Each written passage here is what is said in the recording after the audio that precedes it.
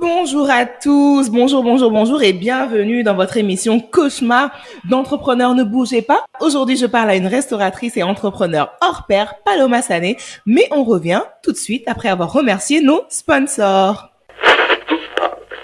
Hey, ne zappez pas, on revient tout de suite.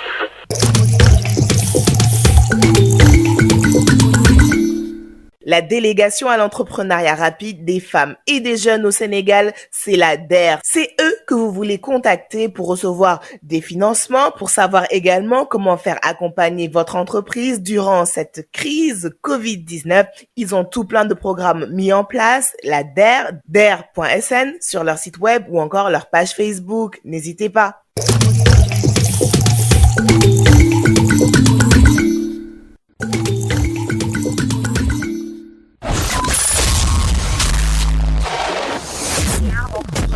Cauchemar d'entrepreneur.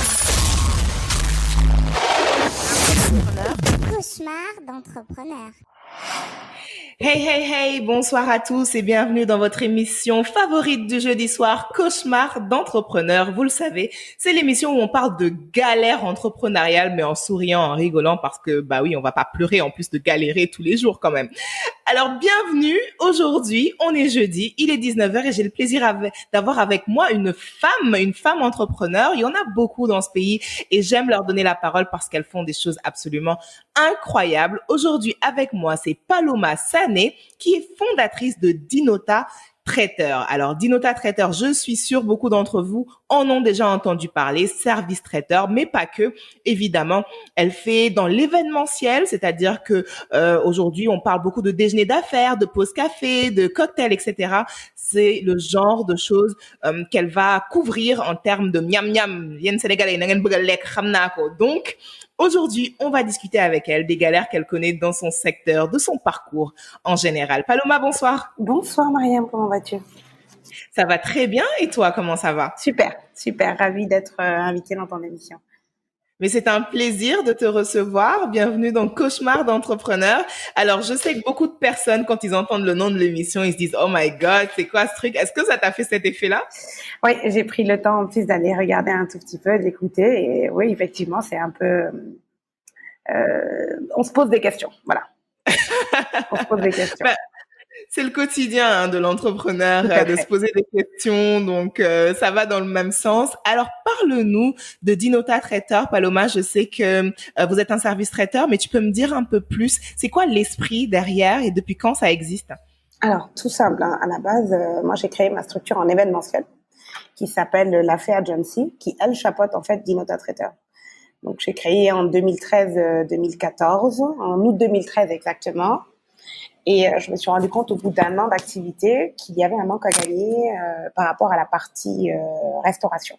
C'est-à-dire chaque fois que j'étais sur un événement, que je couvrais l'événement, le client me demandait quel traiteur vous avez choisi ou est-ce que vous ne pourriez pas faire ça. Et il est clair en fait que je me suis dit pourquoi toujours faire appel à un traiteur externe et pourquoi moi ne pas utiliser cette option-là. Ma mère est une autodidacte en cuisine. Et elle a toujours été passionnée de ça et je l'ai un peu tirée vers là en lui disant écoute, viens t'occuper de la partie traiteur et on voit ce que ça peut donner. À la base, c'était vraiment une petite idée comme ça parce que j'avais un événement qui était quand même assez gros et je me suis dit ce serait dommage de passer à côté de la partie traiteur. Et c'est quand même, c'était à la fois périlleux, risqué, mais comme je suis quelqu'un qui aime beaucoup les défis, j'ai sauté sur l'occasion et je l'ai fait et ça s'est très très bien passé. Et donc, depuis 2013, on va dire depuis 2014, Dinota Traiteur est donc la branche Catherine qui s'occupe de toute la partie donc traiteur de La Fée Agency. Alors, ça veut dire qu'à la base, c'est vraiment une opportunité que tu as vue. C'est même pas une passion particulière pour toi, la cuisine. Disons que moi, j'ai fait des études en hôtellerie-restauration. J'ai un MBA en Hospitality Management que j'ai fait à Paris. Et j'ai toujours préféré la partie managériale et surtout la partie hospitality, tout ce qui était au niveau de l'hôtellerie. J'aime bien la cuisine, mais j'aime pas la faire non plus pour des grands volumes. C'est pas mon dada. Et voilà. Donc, dans tous les cas, c'est une passion parce que c'est quand même ce milieu-là que j'aime, que je côtoie. Et moi, c'était plus la partie vraiment événementielle, ça bouge, il y a des challenges, ça va dans tous les sens. C'est plein de défis, c'est plus ça qui m'intéresse. Et la partie, bien sûr, managériale. Maintenant, dans tous les cas, en fait, ça va de soi. Quand on fait des études en hôtellerie et restauration, on a forcément la partie restauration que j'ai eu à faire, où je suis passée dans des cuisines, où j'étais derrière à découper des oignons et faire tout ce qu'il faut pour aujourd'hui, en fait, pouvoir, en fait, dire exactement ce que je veux à mes chefs ou autres. On est obligé d'être passionné aussi par la cuisine. Alors, la Fay Agency, tu dis que Dinota, donc, c'est un peu une branche, pas même pas un peu, c'est une branche de cette agence d'événementiel.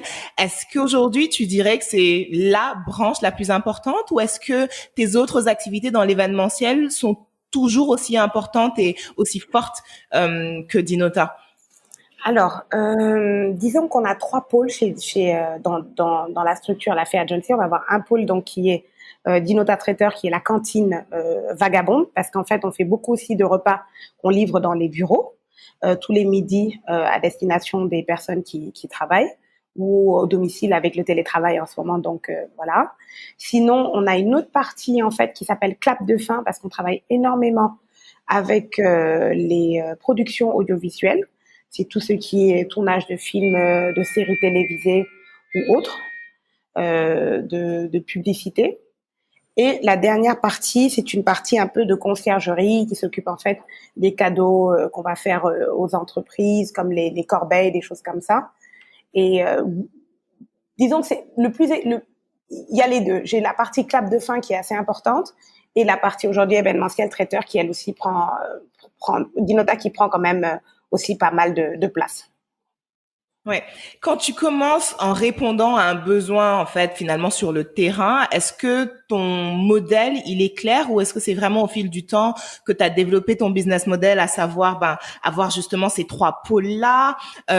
Aujourd'hui, tu fais beaucoup dans la livraison de bureaux, les déjeuners d'affaires, etc. Est-ce que cette vision-là était claire ou c'est vraiment au fil des circonstances que ça s'est affiné? C'est vraiment aussi au fil des circonstances. Hein. C'est au fur et à mesure qu'on s'habitue et qu'on regarde, qu'on cerne le marché et surtout qu'on l'écoute, parce que il y a des besoins qui se font ressentir et il faut vraiment qu'on soit attentif à ces besoins-là. La partie livraison de repas, il est clair qu'elle a été elle a été mise en place à partir de 2017, si mes souvenirs sont bons. Et avant, je ne l'avais pas cette partie. J'avais qu'une partie traiteur, donc qui était vraiment pause café, séminaire. On est très corporate chez Dinota. C'est vraiment ça notre positionnement. Et donc, on s'occupe essentiellement des bureaux. Et aujourd'hui, il faut écouter le marché. Si on ne l'écoute pas, on passe à côté de quelque chose et c'est dommage. Il faut l'écouter. Alors, en parlant de positionnement, justement, ce positionnement-là aussi, est-ce qu'il s'est ajusté ou dès le début, tu t'es dit non, moi, je vais aller sur le corporate? Dès le début. Dès le début, j'ai voulu faire du corporate. Pourquoi ce choix? Alors, ce que je vais dire va peut-être vexer certains.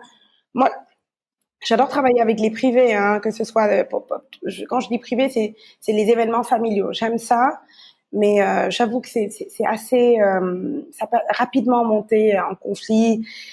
Les gens savent pas trop ce qu'ils veulent. C'est toujours je cherche, j'attends, mais je vais réfléchir. Alors qu'en corporate, on sait ce qu'on veut. Les offres sont standards, elles sont plus ou moins basiques. On peut travailler sur des choses qui sont encore, on peut un peu s'amuser à être original, mais on reste quand même sur un carcan qui est bien défini.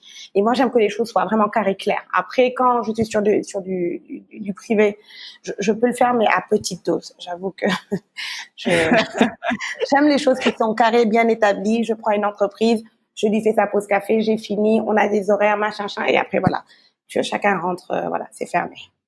Est-ce que c'est par expérience? Est-ce que tu as eu une expérience avec le privé, les familles où tu t'es dit non, vas-y, moi je vais rester sur ce positionnement-là, ou est-ce que c'est un instinct un peu d'entrepreneur qui t'a dit ah, moi j'aime pas les problèmes, je vais aller vers les entreprises?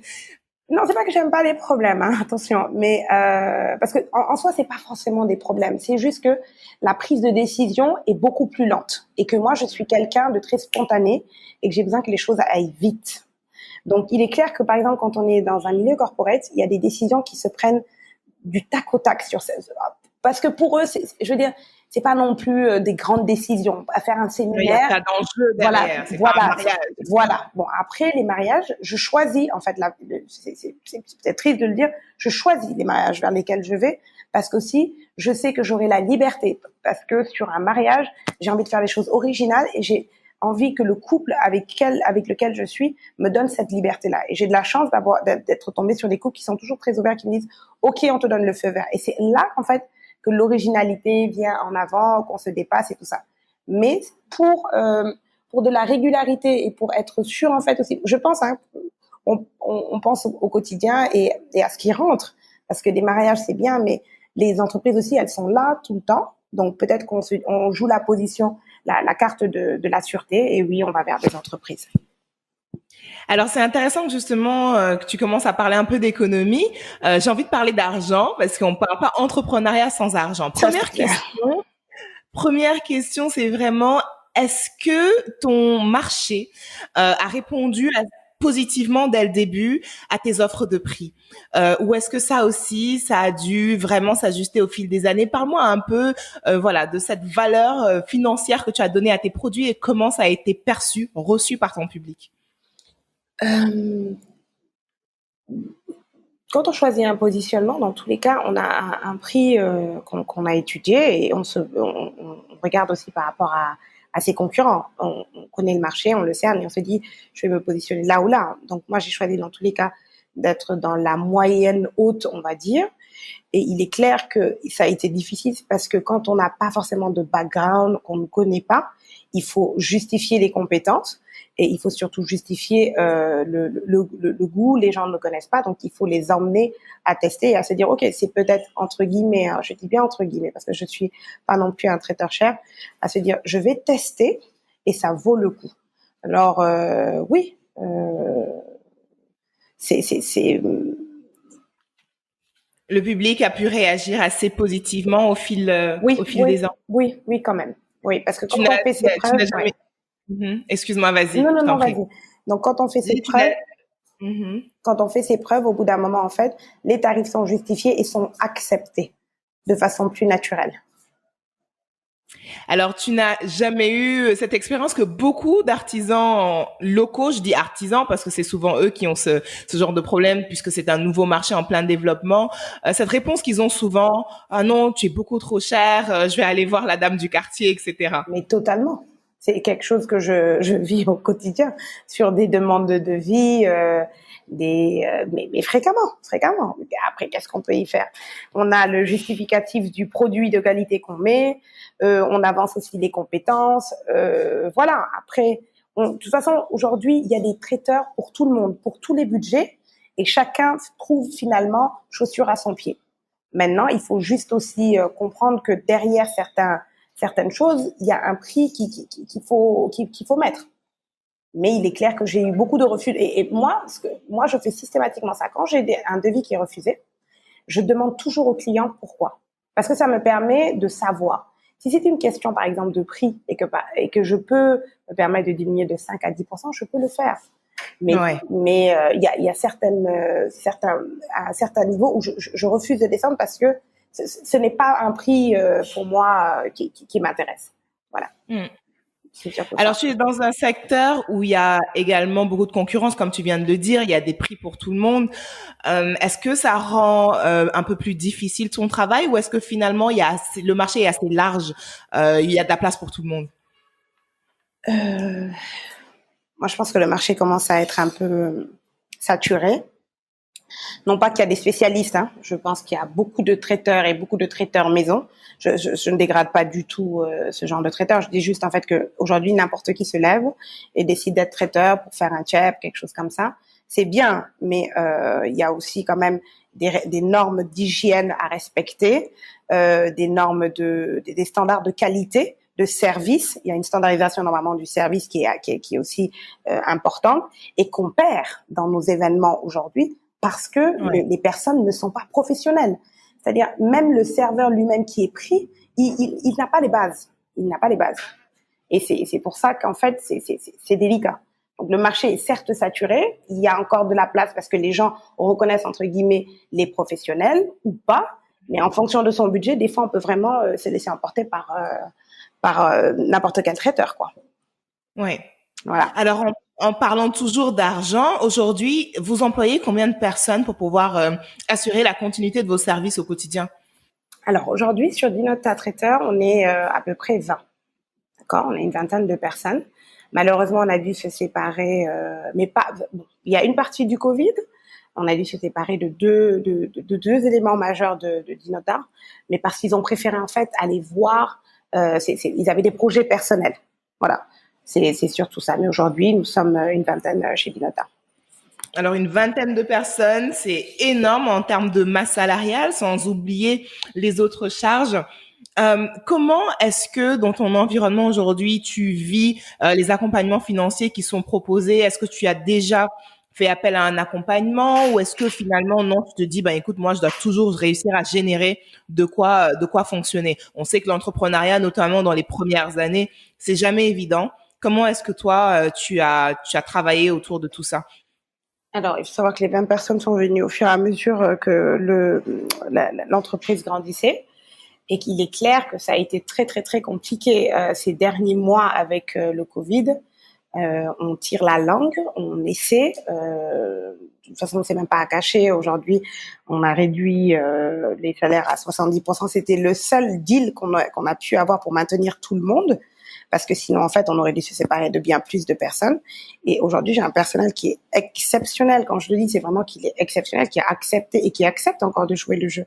Parce que on est passé par une période, enfin, et on est toujours dans cette période qui est excessivement compliquée, qui, en termes de cash, par rapport à ce qu'on génère, faut savoir que chez Dinota Traiteur, c'est pas la livraison de repas qui crée du bénéfice. C'est pas ça.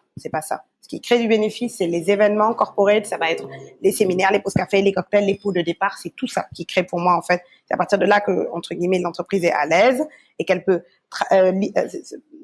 avancer d'elle-même. Maintenant, on a eu, parce qu'on est sur on est sur un projet en interne avec l'ouverture d'un restaurant, on a eu à faire recours à des prêts et c'est vrai que c'est tombé pile poil avec la mauvaise période, c'est-à-dire on a eu le prêt et bim, on a eu le Covid. Donc c'est dur, c'est vraiment dur, on accuse le coup. Bon, après des nugami à l'heure et puis une rôle fan de avancé pour que les choses aillent bien. Il faut rester positif parce que sinon on s'en sort pas. On s'en sortira pas. Alors c'est effectivement un des points que je voulais aborder avec toi. Donc on est allé directement, on va dire, dans le vif du sujet. C'est l'impact du Covid. Tu nous as dit, hein, d'ailleurs, parce que puisque ce sont les événements corporate qui vous permettent de générer du revenu, ça a été assez compliqué pour vous pendant cette période. Mais toi, en tant qu'entrepreneur, psychologiquement aussi, j'aimerais bien savoir quel impact ça a eu sur toi en tant que chef d'entreprise, de devoir parler à tes employés, diminuer les salaires, peut-être mettre certains en arrêt, etc. Comment est-ce qu'émotionnellement, psychologiquement, tu as géré ça? Écoute, c'est très difficile. Et après, en tant que manager, on est obligé de tenir le coup. Il y a des moments où c'est très tendu, que ce soit tendu financièrement ou même tendu psychologiquement, parce que, les choses sont compliquées et tout le monde le vit au quotidien. Je veux dire, il y a une transparence de la vie qui fait qu'aujourd'hui, personne ne passe à côté. Nous, on a fait des réunions de façon très ponctuelle avec le personnel. Dès qu'il y a eu le problème du Covid, on a déjà alerté nos employés et on est parti sur toutes les méthodes de protection sanitaire, avec les règles de distanciation. On l'avait mis en place très rapidement. Donc, dès qu'on a vu en fait qu'il y avait cette histoire de couvre-feu, on s'est dit là, ça commence à se corser, donc il faut voir comment on fait pour parler avec le personnel et mettre en place cette option de diminuer les salaires, entre guillemets, pour ne pas les mettre de côté. Sachant que moi, je suis vraiment très proche de chacun de mes employés. C'est compliqué, hein. C'est quand même des pères de famille, des mères de famille, c'est des gens qui ont des besoins. Et surtout qui viennent de très loin et avec l'histoire qu'on a eue par rapport au transport, nous, je veux dire, on a réduit carrément nos horaires. Les gens venaient entre guillemets tôt, mais même pas tôt, ils se battaient pour prendre les transports. C'était compliqué. Donc le personnel arrivait, ils étaient complètement déprimés, parfois très énervés, tendus, et on faisait des séances de remotivation. On se mettait, parce que nous on est dans une villa qui a été aménagée, donc on se met dans le grand salon et puis on s'applaudit et puis on se dit ça va aller. Bon, voilà, un peu Bon, c'est du management un peu show, un peu à l'américaine, mais ça Un peu à marche. l'américaine, mais ça marche. Ça marche, voilà. Bon, on utilise ce qu'on a fait à l'école, hein, avec ce qu'on a appris à l'école de commerce, mais ça marche parce que au quotidien, après, c'est de temps en temps aller dans l'oreille d'un employé et lui dire, écoute, ça va pas, mais ça va aller, on est ensemble. C'est fédérer les équipes et y croire. Après, en tant que moi, employeur, je suis passée par des moments hyper compliqués. Hein. On est tous des humains et on se pose des questions. On se dit, est-ce que ça va tenir? Ouais. Après, bon, en tant que bon Africain aussi, on a la foi, on y croit et on se dit que dans tous les cas, ça va aller. Dans tous les cas, ça va aller. Je pense que c'est l'état d'esprit qu'il faut garder. Et puis, c'est surtout celui qui nous permet de nous lever au quotidien pour continuer à nous battre. Parce que sinon, à un moment donné, c'est juste le néant. Mais les entrepreneurs n'abandonnent pas. Non, j'ai envie qu'on fasse un petit retour en arrière. Paloma, parle-moi des vrais challenges que tu as connus au début, des galères, les défis. C'était quoi le plus compliqué pour toi au début? Est-ce que c'est déjà arrivé, par exemple, que tu rencontres des difficultés énormes avec ton personnel? Est-ce que c'était la mise en place administrative? Est-ce que c'était la cuisine en tant que telle?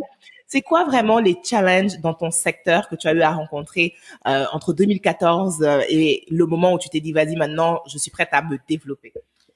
Alors, le plus dur déjà, ça a été de former l'équipe qui va sur le terrain par rapport aux serveurs. Ça a été compliqué. Ça, c'est on a de très bons serveurs, sauf qu'en fait, ils sont souvent dans des restaurants, ils sont occupés. Et nous, on est traiteurs, donc on est obligé d'avoir une équipe qui est flottante et qu'on augmente et qu'on diminue en fonction du besoin. Donc, il faut qu'on soit très flexible. Donc, il a fallu mettre en place, en fait, une formation, comment on appelle ça? Une méthode d'Inota pour que quand le serveur vient, il sait exactement ce qu'il fait, comment il fait, de la manière dont il le fait. Et ça a été très compliqué parce que dans la communication, on sort d'école. Bon, on a fait, moi j'ai fait quelques stages, j'ai travaillé pendant 1 an et demi à Paris et tout ça. Je suis venue avec mes oiseaux, enfin mes étoiles dans les yeux, en pensant oui, je vais faire ça, ça va bien se passer. C'est pas du tout pareil. C'est grave de le dire, mais c'est un management. C'est même pas à l'africaine, c'est à la sénégalaise. C'est tu ressources ça. Tu sais comment tu parles. C'est 70% de social et 30% de management. Il faut qu'on se dise la vérité. Aujourd'hui, si tu veux que ton employeur, que ton équipe, elle soit au top, il faut que tu maîtrises, entre guillemets, son quotidien et ce qu'il vit. Après, tu rajoutes en fait tes demandes, tu fais un chèque de tout ça et tu commences à travailler. Quelque chose qui, moi, en fait, m'a complètement sidérée quand je venais d'arriver. Parce que j'ai commencé... c'est pas ce qu'on apprend en France, en école de commerce, c'est sûr. Moi, j'étais au Terroubi. J'étais au Terroubi où j'ai fait 1 an. J'étais là-bas responsable de la restauration. J'avoue que quand je suis arrivée la première année, c'est pas que je l'ai su jouer. J'avais mon profil en tête, je savais qu'est-ce qu'il fallait faire. Donc, j'avais des mécanismes, entre guillemets, internationaux ou européens, appelle ça comme tu veux. Mais sauf que quand tu viens à Dakar, là, quand tu vois ta personne, tu vas lui dire comment tu vas, comment va la famille, comment ça se passe, nanana, et le bébé était malade hier, il faut que tu te rappelles que tu dois comment va le bébé. Pour lui dire, OK, alors, pour la journée, j'aurais besoin que, et c'est tout con, hein, des fois, ça peut même être long, mais après, on s'habitue. Tu le dis, tac, tac, tu t'en rends même pas compte et tu avances. Et après, c'est des gens qui te donnent des choses qui sont exceptionnelles. Mais il faut avoir le décodeur au départ. Et ça, pour moi, ça a été le plus compliqué. Ça et la ponctualité. Bon, la ponctualité, j'en parle même plus. Mais on s'adapte. On s'adapte. On s'adapte. Donc, ça veut dire que finalement, tu as baissé les bras ou tu t'es dit, bon, allez, on va faire comme on peut, mais on ne peut plus avoir vraiment cette ponctualité comme on l'aurait espéré. Non, tu fais ta ponctualité. C'est aujourd'hui, si ton événement, tu dois convoquer, si ton événement est à midi, tu les convoques à 10 heures parce que tu sais, que même si la personne doit se poser et attendre que l'événement, c'est pas grave. Moi, je préfère me poser et attendre que les clients m'attendent. Donc, moi, je convoque toujours au moins 2-3 heures à l'avance en fonction de la mise en place ou pas. Comme ça, je suis pas en retard. Ça, non. Ouais, ça aussi, c'est s'adapter aux réalités de son pays, de son terrain, connaître aussi.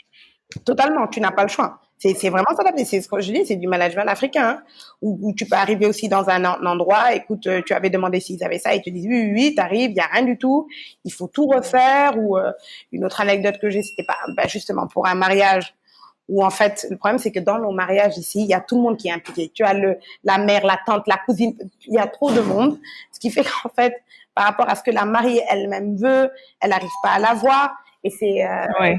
c'est très compliqué. C'est vraiment très compliqué. Tout à fait. C'est assez personnel, on va dire, très relatif en tout cas à notre environnement, notre écosystème, nos cultures. Mais bon, après, il faut apprendre à naviguer. Alors, comment est-ce que tu as franchi cette étape de, ben tiens, aujourd'hui, je vais euh, aller au-delà du service traiteur, je vais ouvrir un restaurant. Qu'est-ce qui a poussé vers ça? Encore une fois, c'est écouter le marché, écouter la demande et voir ce qui se passe et se dire, OK, il y a peut-être ça qu'il faut commencer à mettre en place. Bon, moi, j'ai toujours dit à la base, hein, je ne voudrais pas ouvrir de restaurant parce que tu n'as pas de vie. Mais après, c'est des nouveaux challenges. Au bout d'un moment, quand on arrive à terme au bout d'un challenge, il faut en prendre un autre. Et c'est comme ça qu'on grandit. Parce que sinon, ta structure, elle avance pas et tu te recrées pas et c'est du développement. Hein. C'est exactement ce que tu disais en introduction. Il y a cette phase développement où tu regardes en fait vers où tu vas aller. Dinota, c'était d'abord conciergerie, événements. Ensuite, c'est devenu traiteur. Et un gros challenge que j'ai mis en place qui, moi, en fait, c'est le challenge qui est le plus excitant pour moi, c'est la partie clap de fin. Parce que c'est travailler sur des tournages, des productions audiovisuelles. On est tellement demandé et c'est pressé. C'est-à-dire, il y a un défi au niveau justement du temps et de la ponctualité et comment on appelle ça, dans le fait de s'adapter, de l'adaptabilité dernière minute, parce que tu vas voir, on te dit fais-moi un buffet de 200, finalement on te dit non en fait c'est plus 200, mais finalement c'est 100, et après on te rappelle, on te dit non en fait c'est 200. Donc c'est génial. Bon, on se tire les cheveux, mais c'est génial. C'est génial. Alors, c'est assez drôle d'entendre une entrepreneur qui raconte ses galères et qui dit c'est génial, c'est une galère totale. Parce que sur le moment, c'est pas génial. Sur le moment, tu salonies le client dans ta tête, mais tu fais ce que tu as à faire. Mais après, ça reste une anecdote. C'est toujours très Ah bah non, carrément. Même moi qui suis pas traiteur, tu me dis ça, je me dis, mais mon Dieu, c'est une galère de ouf. 100 personnes, 200 personnes, faut changer, faut s'adapter. Mais bon, j'imagine que c'est ça aussi qui reste ta motivation, c'est que tous les jours, ce soit pas monotone, Ouais. qu'il y ait un peu de ces challenges, de ces difficultés-là. Et c'est là qu'on trouve le plaisir finalement de continuer. Alors, sur cette étape du restaurant, c'est quoi les grands défis, c'est quoi les grands challenges à ce stade, en dehors de Corona, qui, on le sait, a obligé beaucoup de choses à s'arrêter. Mais c'est quoi, au-delà de ça, les gros challenges? Puisque j'imagine que ça aussi, ça doit pas être évident du tout. Écoute, c'est avant tout, c'est un nouveau concept. En fait, c'est quelque chose qu'on n'a pas vraiment mis en place au Sénégal ou qui est très en interne dans les entreprises. Parce que nous, on a décidé de faire un restaurant, mais c'est une cantine inter-entreprise. Voilà, nous on est vraiment sur de la cantine avec du buffet à volonté. Les gens viennent, se servent. C'est pas quelque chose qui est forcément développé. Les gens ils aiment bien en fait avoir leur plat au quotidien, choisir sur une carte. Et nous on brise les codes. Est-ce que ça va plaire? Je ne sais pas. En tout cas je l'espère parce que c'est vraiment un défi, c'est un challenge et c'est une nouvelle aventure. Hein. Maintenant. On espère parce qu'on veut faire donc de la cantine inter-entreprise et après en deuxième partie salon de thé où tu viens, tu te poses, tu travailles, voilà, parce qu'on est dans un grand jardin, c'est hyper agréable et voilà l'idée c'est de se poser et puis de se laisser emporter dans l'ambiance et de l'atmosphère un peu sauvage nature du resto. Est-ce que dans tout ça, il y a quelque chose qui te fait peur? Là, je parle vraiment au niveau humain. C'est challengeant, c'est beau, c'est bien, ça motive, il y a de l'adrénaline. Mais s'il y a quelque chose qui te fait peur derrière, peut-être que là, voilà, il va se passer quelque chose. Est-ce que vraiment, j'aimerais savoir, c'est quoi ton état d'esprit en allant vers tout ça? Très honnêtement, je n'ai pas peur. Hein.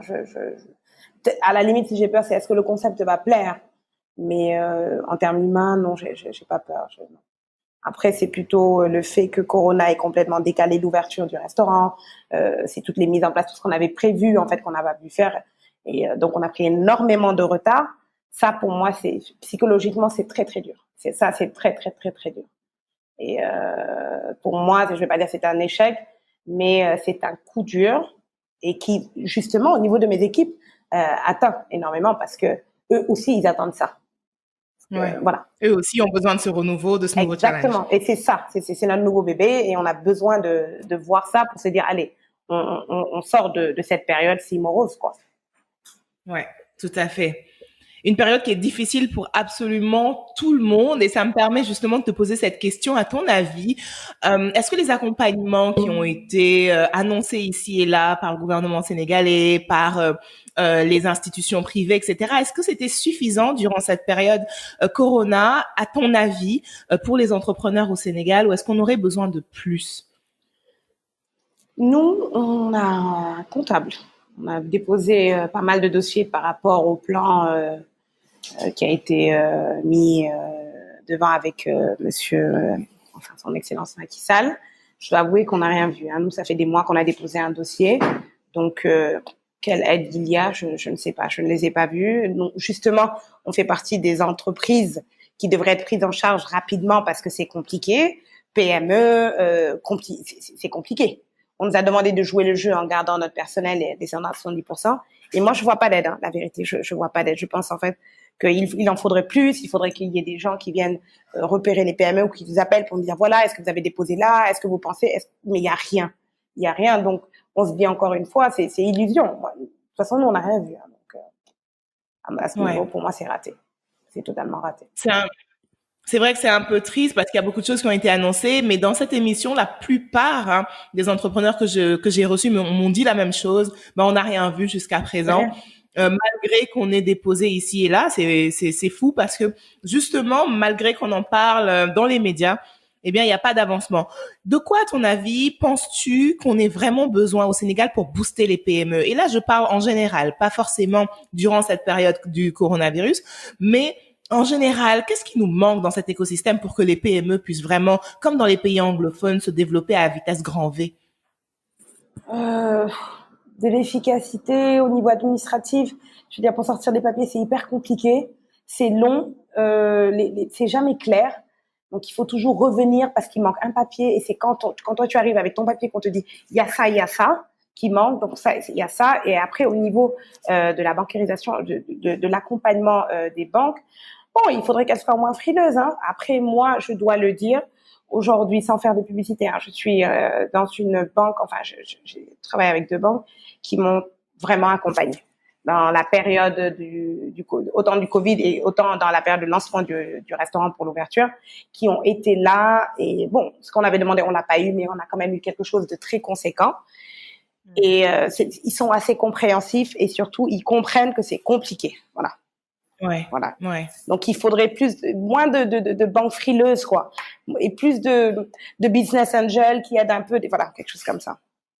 Ouais, je pense que ça aussi, c'est souvent revenu, l'idée d'avoir plus de personnes qui s'impliquent de manière privée dans l'entrepreneuriat, ce qu'on appelle des business angels, des personnes qui vont investir dans les entreprises, des personnes qu'ils vont rencontrer au fil de leur quotidien, et puis aussi des entreprises qui ont du potentiel, tout simplement, un peu comme la tienne. Alors, pour les banques, je pense que vous avez eu énormément de chance. Donc, je te prendrai après en privé pour que tu me dises, mais quelles sont ces banques?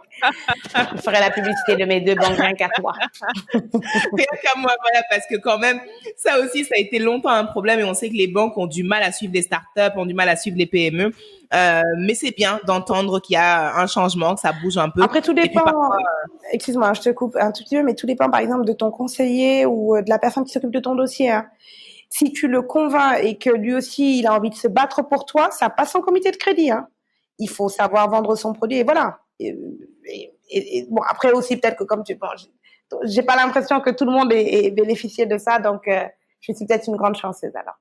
Ah non, grande chanceuse, parce que c'est plutôt le contraire même, il faut le dire. Après, ça dépend des secteurs et généralement, des secteurs comme le tien aussi font partie un peu des parents pauvres comme d'autres. Mais c'est une excellente chose de voir que voilà, qu'il y en a qui sont de moins en moins frileux. Et ce que je retiens, très chers auditeurs, c'est qu'il faut savoir vendre son produit. Elle vous l'a dit. Tout à fait. Peu importe, mettez le packaging et puis surtout, asseyez-vous avec votre propre chaise au bureau du conseiller. Ne bougez pas tant qu'il vous a pas donné ce que vous voulez.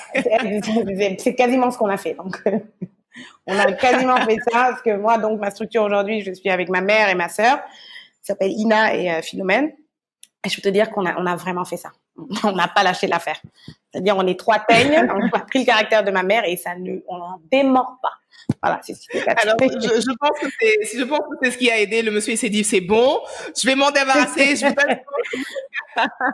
Non, mais c'est très bien. Je pense que ce sont des conseils qu'il faut continuer à donner. Ne lâchez pas l'affaire. C'est pas parce que on sait qu'en général, ça peut être compliqué qu'il faut pas essayer, surtout essayer, mais vraiment de manière, ardue.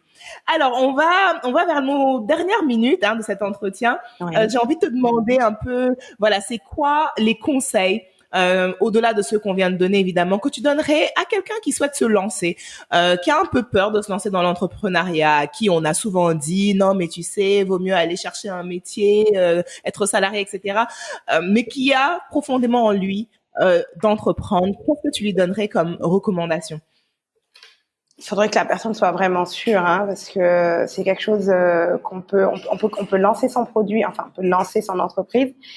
Ça ne marche pas. Et rapidement baisser les bras et dire je retourne en tant que salarié. Et ça, c'est la chose à ne pas faire. Il faut vraiment croire en son produit et se dire je vais le faire, je vais y arriver. Avoir aussi les reins solides et surtout le suivi psychologique, c'est-à-dire l'entourage qui est autour, ça gaine, ça gaine de fou.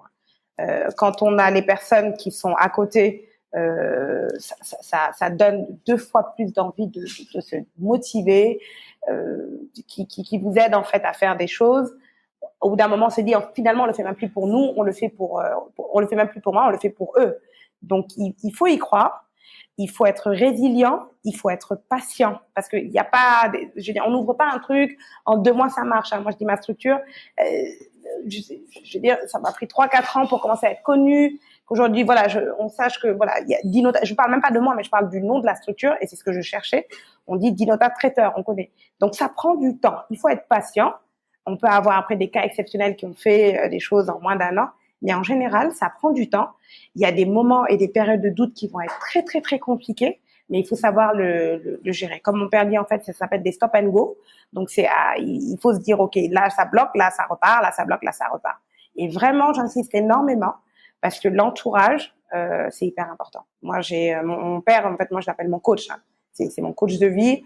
J'ai mon compagnon qui, lui, il est juste extraordinaire il m'accompagne sur toute la partie visuelle, graphique de Dinota. Et c'est lui qui a vraiment donné un boom et qui a donné aussi une image. Voilà, c'est lui qui a construit l'image de Dinota. Si je l'avais pas rencontré, enfin, si on n'avait pas travaillé sur ça ensemble, je ne sais pas si aujourd'hui j'en serais là. Voilà. L'entourage, l'entourage, c'est hyper important. Hyper important.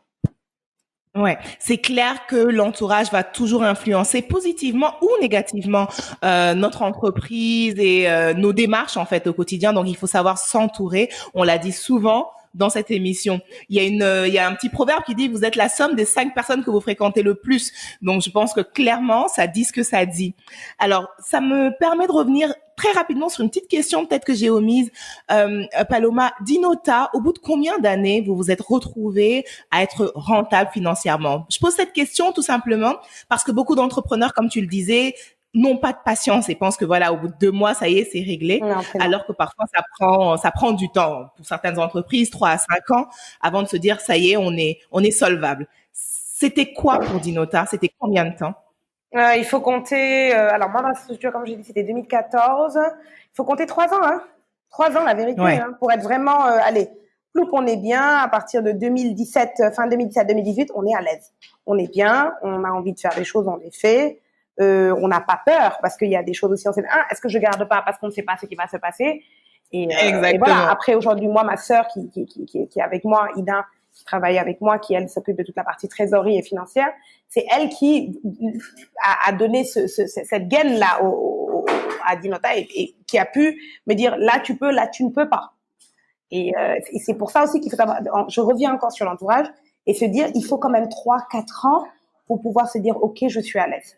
Donc après, il y a des exceptions, ça peut être 1 an, ça peut être 2 ans, mais il faut 3-4 ans. 3-4 ans. Ouais, il faut beaucoup de patience. 3 ans au moins, de toute façon, c'est ce que les statistiques disent. Oui, D'ailleurs, oui, au bout de c'est pas 3 une chimère, ans, soit tu passes, soit tu casses. Oui. Donc, je pense qu'effectivement, c'est pas du tout une chimère. Alors, merci beaucoup, Avec plaisir. Paloma, d'avoir été dans cette émission. On arrive à peu près à la dernière minute de cette entrevue et encore une dernière question juste pour clôturer tout ça. Comment tu vois l'après-Covid? Est-ce que tu gardes un bon espoir que les choses reviennent comme à la norme? Est-ce que tu penses qu'il va y avoir vraiment un changement radical au niveau des paradigmes? Au Sénégal, à l'international, l'après-Covid pour toi, il sera comment? Alors moi, je suis de nature très optimiste. On me demande même des fois comment je fais, mais j'y crois. Je pense que ça va redevenir comme avant. Au niveau des événements, ça commence à reprendre. On respecte les normes d'hygiène, de sécurité. Et je suis très positive.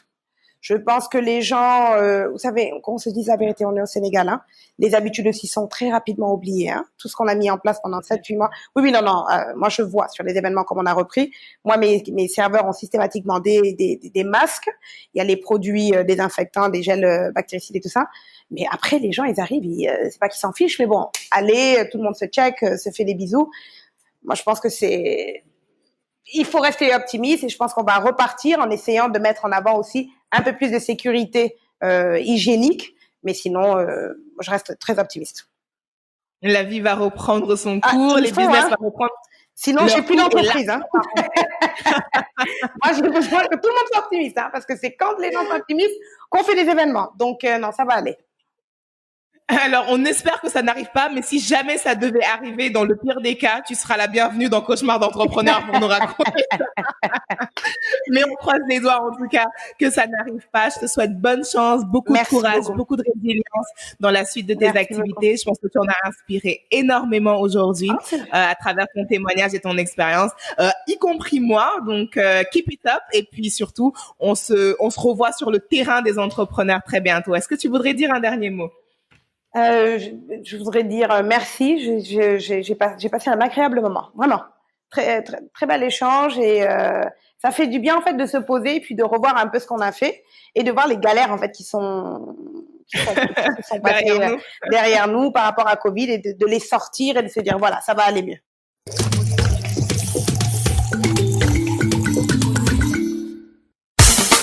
Cette émission est soutenue par la DER, Délégation générale à l'entrepreneuriat rapide des femmes et des jeunes. Les astuces de l'expert.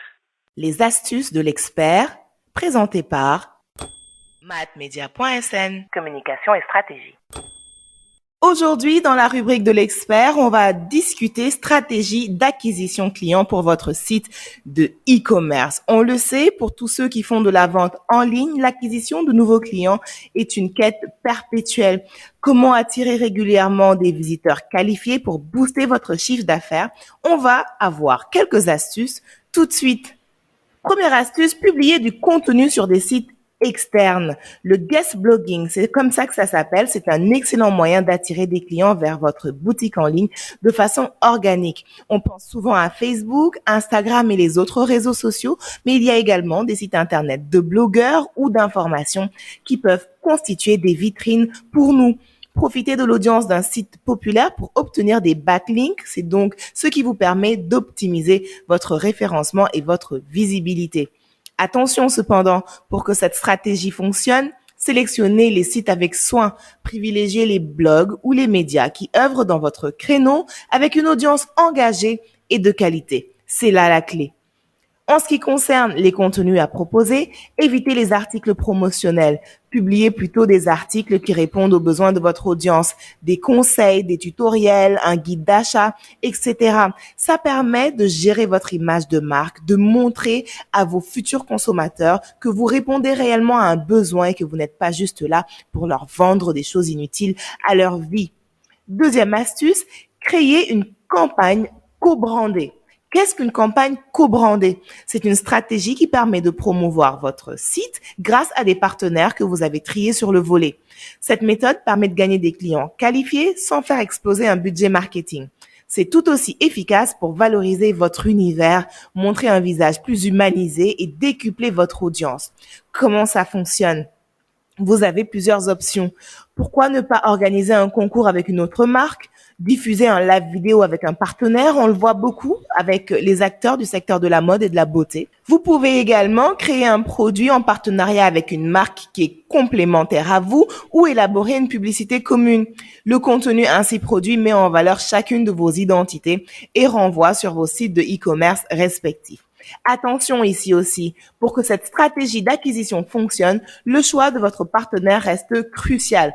Vos produits doivent cibler les mêmes consommateurs sans être en concurrence, dans la mesure du possible. Privilégiez un partenaire ayant le même niveau de notoriété que vous pour que ce soit vraiment gagnant-gagnant. Proposez un programme d'affiliation. Alors, c'est un autre nom pour parler marketing de réseau.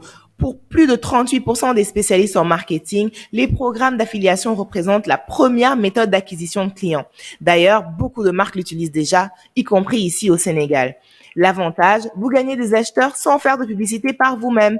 Concrètement, c'est quelqu'un d'autre en échange d'un pourcentage d'une rémunération sur le produit qui va user de son audience et de son expertise. Quatrième astuce, collaborer avec des influenceurs. On en a parlé plusieurs fois dans cette rubrique Les astuces de l'expert. Le marketing d'influence sur le digital, c'est 10 fois plus efficace qu'un programme d'affiliation pour l'acquisition de nouveaux clients. Autre astuce, mettez en place un système de parrainage. De toutes les stratégies d'acquisition client, le système de parrainage bénéficie du plus haut taux de conversion. Au-delà des influenceurs, les consommateurs font confiance à leurs proches pour la recommandation de produits. Ils sont 4 fois plus susceptibles d'acheter quand ils sont parrainés par un ami ou un parent.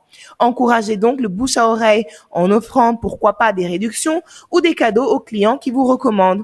Grâce à cela, vous gagnez des clients de qualité à faible coût. Autre astuce, misez sur Google Ads. 63% des utilisateurs de Google sont prêts à cliquer sur une publicité. C'est Google qui sort ces chiffres. De plus, 50% de ceux qui cliquent sont susceptibles d'effectuer un achat. C'est donc un créneau performant pour augmenter la notoriété de votre site de e-commerce et drainer un trafic de qualité. Avec une stratégie d'enchère qui est bien huilée, vous pouvez positionner votre boutique sur des mots-clés pertinents et apparaître au sommet des résultats de recherche. En plus, Google Ads vous permet de choisir les sites qui peuvent héberger vos publicités. Pour optimiser votre retour sur investissement, indiquez des sites dont l'audience est similaire à votre clientèle. Ainsi, vous êtes sûr que dans les périodes chaudes comme la rentrée, Noël, les achats coup de cœur vont tomber sur votre site. Dernière astuce, animer un blog ou un magazine en ligne. Plus de 79% des consommateurs sur Internet passent 50% de leur temps à rechercher des produits en ligne avant de procéder à leur achat. Pourquoi? Tout simplement parce qu'ils désirent être informés avant de procéder à l'acte final. L'avantage de cette stratégie, c'est de perdurer sur le long terme pour une rentabilité optimale, mais aussi c'est le succès de votre image de marque. Ainsi, les consommateurs se rendent compte que vous avez un véritable intérêt pour eux en leur donnant des conseils tout le temps. Ils viendront sur votre blog comme référence d'achat avant de passer sur votre site. Le succès donc de votre e-commerce passe par l'acquisition de clients et ça, ce n'est pas un secret. Les stratégies dont on a parlé aujourd'hui vous aideront à augmenter votre chiffre d'affaires. Si vous n'avez pas les ressources en interne pour mettre en place ces stratégies, pensez à les externaliser. Les astuces de l'expert. Les astuces de l'expert, présentées par mathmedia.sn. Communication et stratégie. Merci à tous d'avoir été à l'écoute de votre émission Cauchemar d'entrepreneur. Vous le savez, on est déjà au 18e épisode. Dès la semaine prochaine, ce sera notre dernier épisode et puis on se retrouvera pour la grande finale le 20e. Ne manquez pas ça, retrouvez-nous sur nos pages Facebook, Cauchemar d'entrepreneur, l'émission ou SOS Entrepreneur. À bientôt.